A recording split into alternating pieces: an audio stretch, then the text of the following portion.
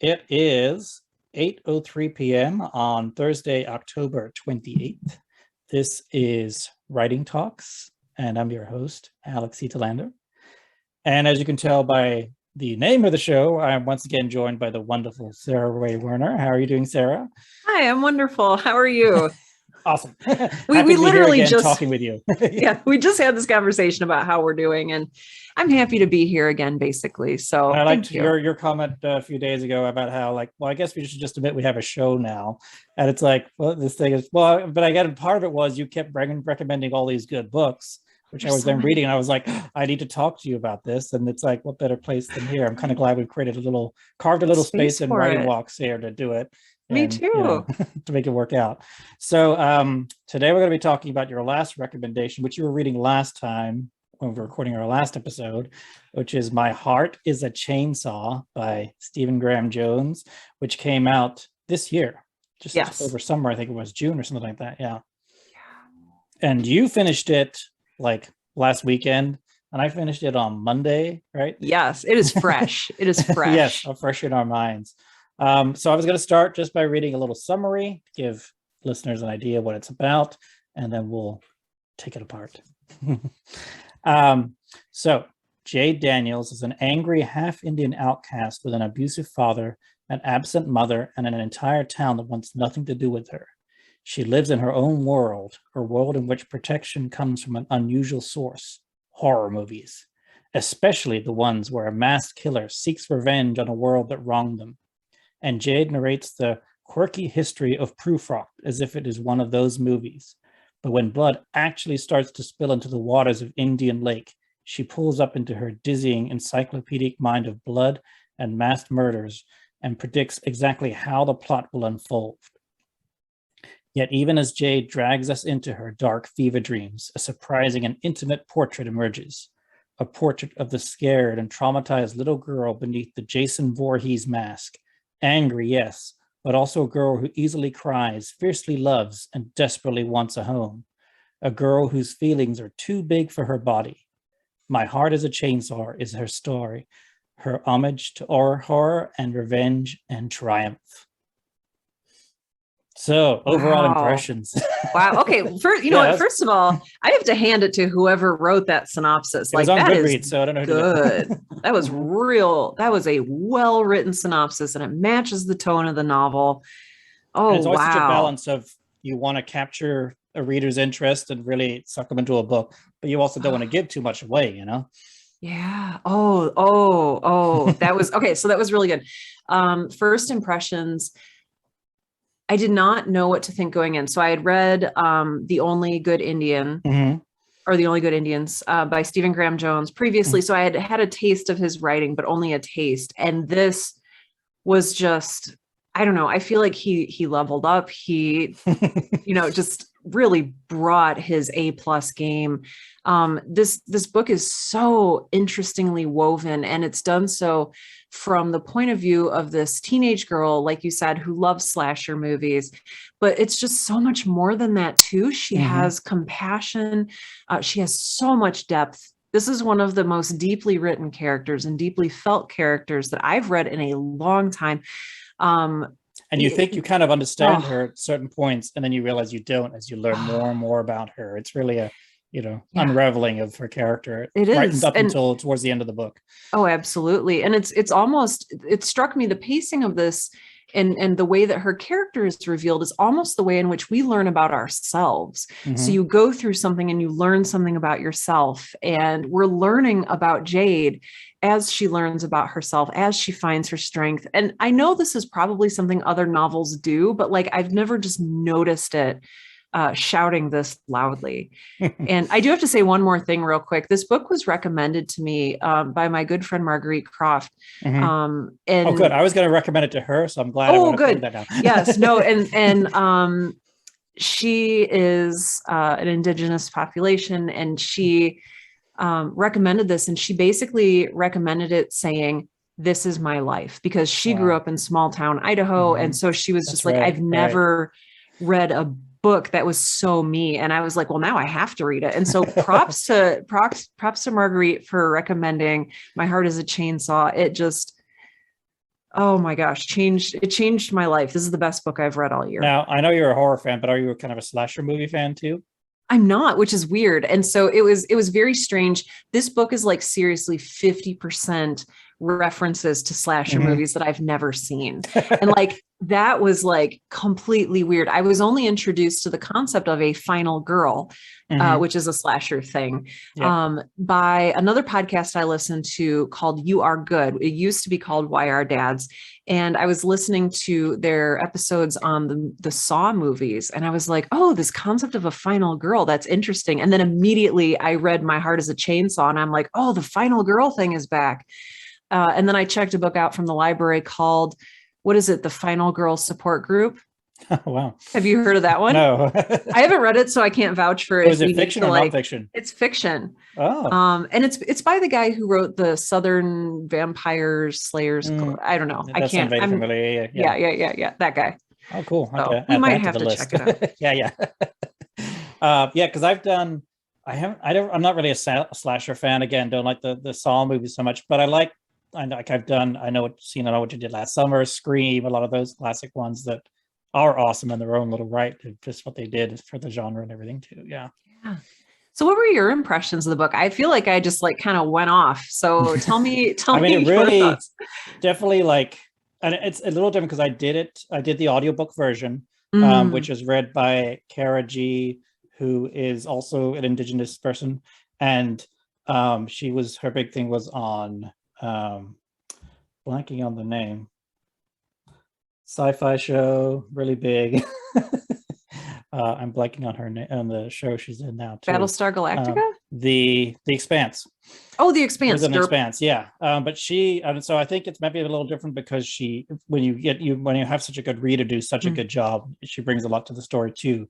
But definitely like being pulled right from the beginning. I think it was partly her doing it, but also the voice of the book and the character and everything too. Just like kind of like you were saying, you can't put it down. You're really like gripped and wanting to keep following and sucked in and again, kind of jumping to, because you're kind of thinking, oh, it's slasher movie, whatever, horror genre thing. So you're kind of like, okay, let's apply that template to the book then, and this is what's going to happen then, and you're trying to fix the rubric of how it's all going to fit in, and then you're also think that's what she's trying to do, Jade, in her own character, and trying to do it too, and it's like as she keeps doing it, things don't quite fit. So then she has to bend her own rules to fit it and eventually like break her rules to make it work. And it doesn't really because it's not that. And that's what you get to like that 2/3 point of like when it really hits her. She's like, I'm not in a slasher movie. This is not fake. This is real life. And that anything can happen. You don't know what's up with it, It's so good. It plays on that line of sticking with the trope, subverting it slightly, going back to the trope. Like it's just, and I don't want to spoil anything because it's so worth reading. Or listening to in your case. It's just, yeah, it left me speechless. And then I immediately closed it and then reopened it and wanted to start reading it right all over, like just so I could catch everything. I mean, I like, yes, there's plenty of references in it, but I like if you're not really into slasher movies, you can just enjoy the book this way because a lot gets explained and you kind of understand. I mean, at the end of, I think it's every chapter really does what they call the slasher 101, where she's doing extra credit papers for her history teacher. And it's like going into the whole story of slasher films and all the tropes and all this stuff, which is just so much fun. Yeah. Which I love. I loved that. And there's just so much depth of character that's revealed in so many different ways in this book. And those little extra credit assignments that we get to see as the reader. Yeah. What was his name? The teacher, Mr. Shoot. Something with an H. Yep. But she calls him Sir. Yeah. And he calls her Jennifer. But she clearly respects him a lot. Yeah. Yes. Classes. Yeah. Yeah. And it's like she said, she always corrects him. That's not my preferred name. I want to go by Jade. And he says Jennifer. And it's just, there's just so many small character moments of just caring that I didn't expect. Yeah. There's a lot of warmth and love in this book that I didn't expect. For being such a kind of like dark, broken character, you really just love her and care so much for her and wanted to do, get through all the troubles that she's in. Yeah, I've really never rooted for a character this hard before. I'd agree with that. Yeah. I also think with those slasher 101s, it kind of, because again, going like the horror style, it's the building and building tension as you get towards the end of the book of what the big, Is there going to be a slasher moment? Our body's going to start piling up? Very likely. And so having these kind of slasher 101 breaks at the end of the chapter kind of gives you a moment to step back and breathe and just like, let's have a little history lesson here, relax, and then we're back into the fray. I appreciate you saying that. And you're absolutely right, because the story was very intense. Like it was a very intense read. And even, things go crazy like near the end because it's an ending. And again, I don't want to spoil anything, but as things are going crazy, like I found myself like trying to like skip ahead, like tripping over my own feet to like figure out what was going on. So I almost wish that I would have listened to the audiobook in that regard, because it would have forced me to slow down and like listen word by word instead of like, I'm just gonna page ahead, like just anxiously like. Well, of course, especially because when you get towards the end, that's when all the rules are broken and you don't know what's going to happen, who's going to survive, what's going to turn out. Yeah. And that's what makes it so much fun. It absolutely is. Yeah. Was there any weakness or something you didn't quite like about the book? It took me a while to sink into the main character's voice, but I don't think this is a weakness. I think it's a strength, because the voice is so distinct and unique. I just wasn't used to reading something that intense and immediate. But once I got into it, I couldn't put it down. So you know what? That's not a weakness. That's a strength. But I'd say, one thing, maybe it's just as you start with a character, you think, this is this type of downtrodden, tough person. It's going to be, but then the more you find out about it, you're like, oh no, wait, there's much more here. There's much more. This is a real person. And again, you care so much for her. Yeah. Now, I did listen to a YouTube video, which I'll link in the show notes for this, with Stephen Graham Jones and Kara G kind of interviewing each other. And apparently Jade was not in the first draft of the book. Oh. And he's been working on this for a few years. And then suddenly Jade came out of nowhere as he developed the character and became such a, which seems crazy because it's like she is the story, So it's very interesting. What? That's, what? I don't remember if it's in the acknowledgements. He has one of the most beautiful acknowledgement sections I've ever read at the very end of this book. And I had to read it because I couldn't stop reading this book. So I read all of the acknowledgements. That was not in the audiobook. Good. Okay. And I think he talks about it there, about how he was not ready to write the book yet. And because it wasn't about Jade yet. And Jade was really, this character is what made the book click for him. But it was so interesting. He'd put this book off.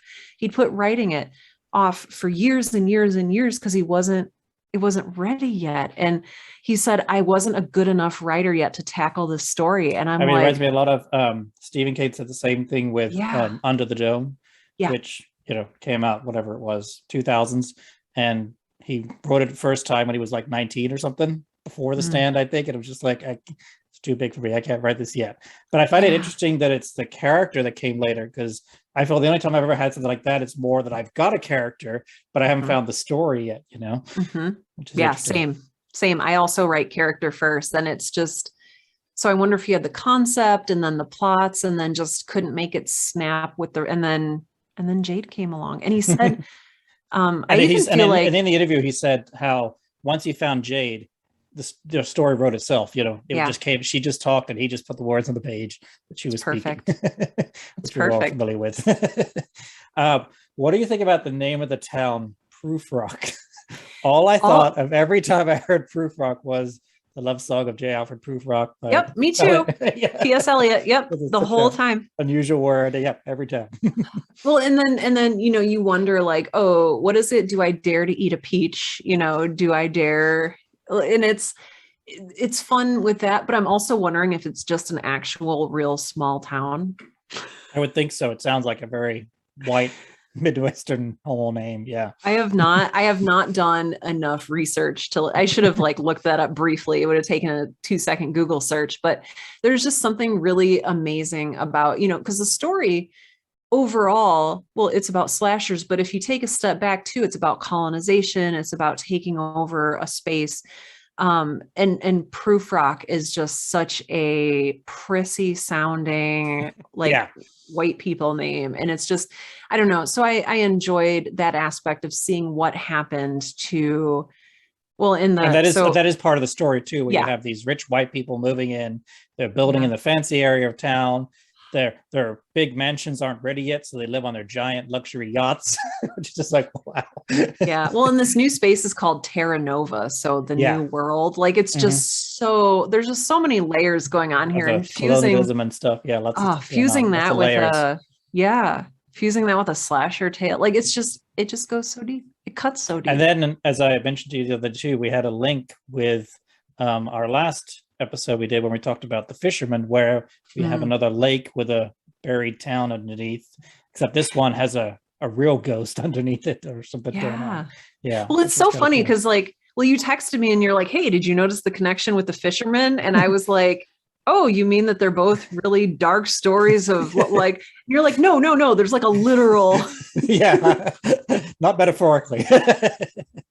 They're both about drowned towns. And it's just like, but we talked about this with the fishermen too. Like, what a cool concept. Well, I'm just thinking now, because another slasher movie that got mentioned in there that isn't really thought of as a slasher movie is Jaws, which was great with how Jade explained all that. And again, you've got this idea of, there's lots of involvement with the water and people falling in the water, and just like the idea that there's this old dead town underneath with something possibly going on. And you've got a similarity with Jaws there, of something under the water that could come and get you at any moment.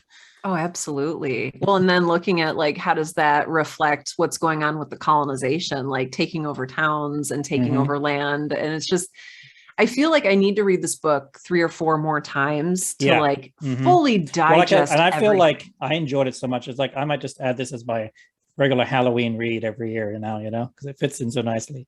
Even though the big event occurs on 4th of July, it feels like a good Halloween. Feels like Halloween. As it references all the slasher movies. It's Halloween in spirit. How about that? I did want to talk a little about how his actual writing and language he used really just caught me up. I did write down one metaphor he did. He was talking about when Jade was basically, so her kind of day job she does is she's a janitor and helping clean up the school and stuff like that. And so it was this little scene with her cleaning up trash out on the school grounds, and it was a candy wrapper, and I've got it here where I wrote it down. And it was saying Jade has to jog to catch a candy wrapper, trying to make it to the tall grass. Candy wrappers are always the fastest. Something about their no friction paper and their basic weightlessness, and how each upflung tatter is another sale. It was just like, you've got this little throwaway scene of her collecting trash, and yet he put so much in this like candy wrapper that it was just like, oh man, it just hit me. And there were tons of similes and metaphors throughout the book like that. They were just like, he actually reminded me of another author, Michael Chabon, who I've seen that a lot in his writing too.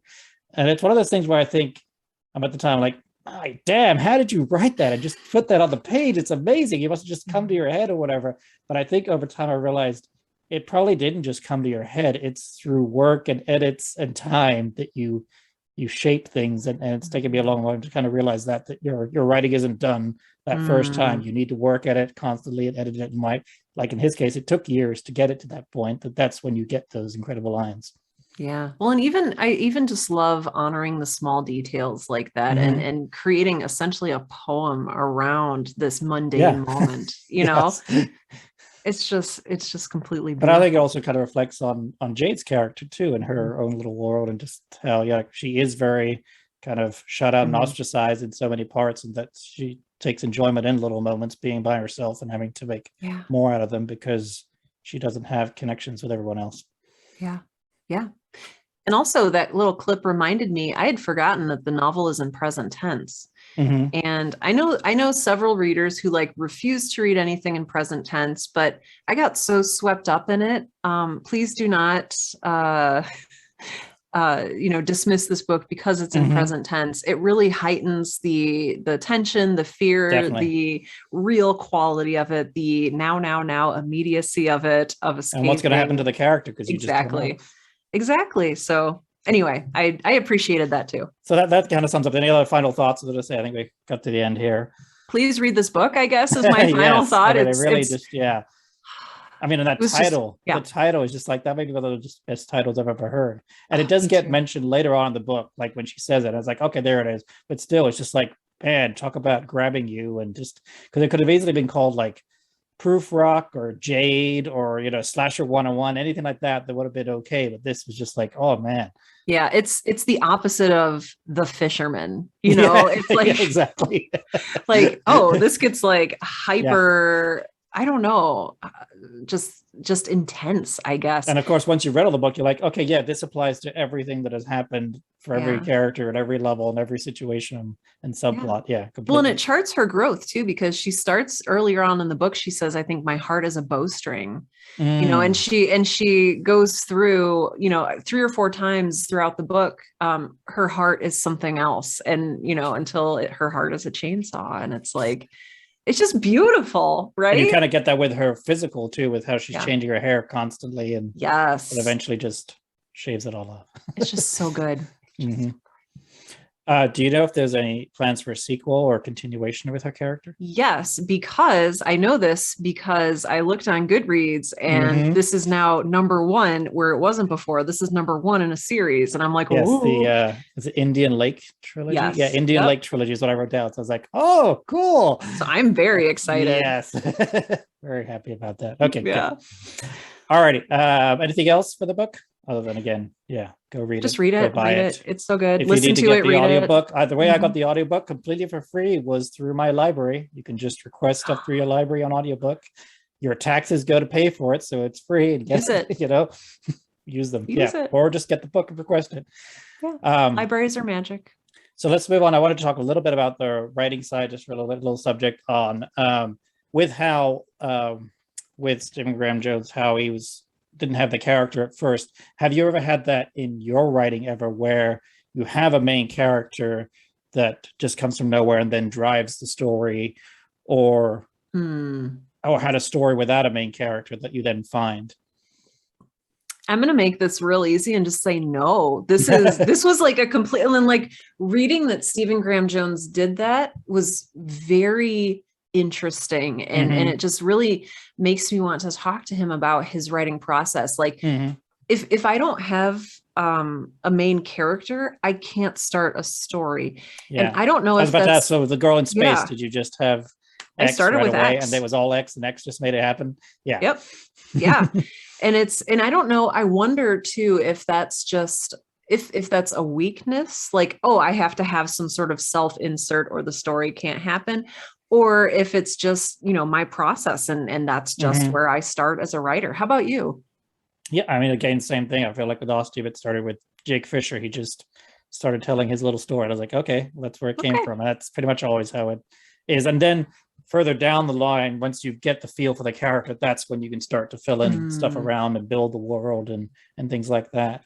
Again, it's pretty incredible that he didn't have that with the character, but then to know this isn't ready yet, I need to just put this aside. I don't feel I've ever done that. I either try to make it work, and if it doesn't, then I'm done with it and that's gone, So he needed the character to make it happen.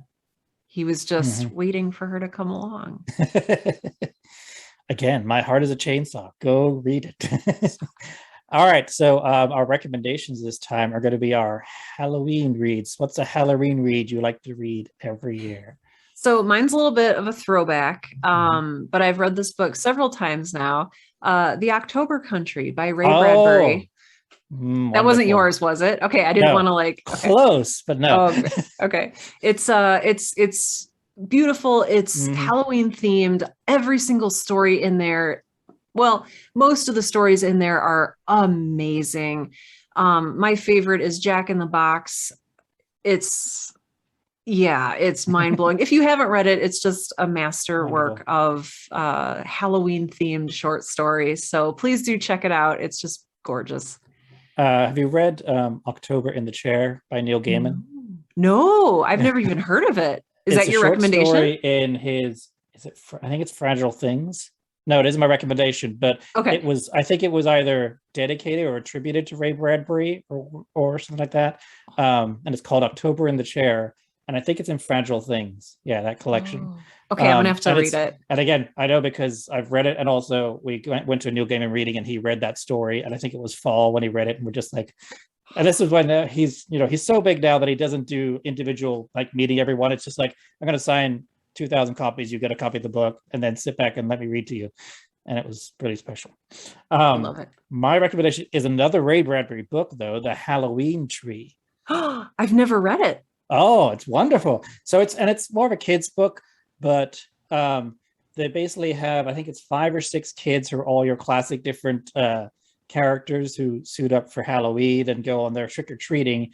And then he's in Illinois, I think, isn't he? Usually all his stuff, I think Ray Bradbury's, I think it's there.